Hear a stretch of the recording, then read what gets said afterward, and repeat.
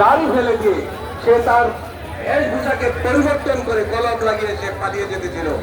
দুঃখের বিষয়, তাদের জন্য আফসোস হয়, কত বড় অপরাধী হলে একটি লোক আমার ধর্মীয় আমার নবীর সুযোগকে ফেলে দিয়ে সে আরেকটি সুরক্ষা তৈরি করেছে, পালিয়ে যেতে চেয়েছিলেন। কিন্তু অপরাধ আল্লাহ পাক বলেছেন আমি ছাড় দেই, ছেড়ে দেই না, কিন্তু তাদের ছাড় হবে না। এই বাংলাদেশের মাটিতে তাদের বিচার হবে, তাদের ফাঁসি হবে।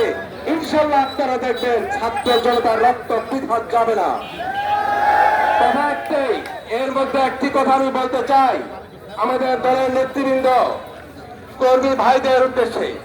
আমরা সবাই বাংলাদেশ জাতীয়তাবাদী দল শহীদ জিয়ার আদর্শে গড়া দলের তারেক রহমানের নেতৃত্বে আমরা সবাই ঐক্যবদ্ধ থাকবো।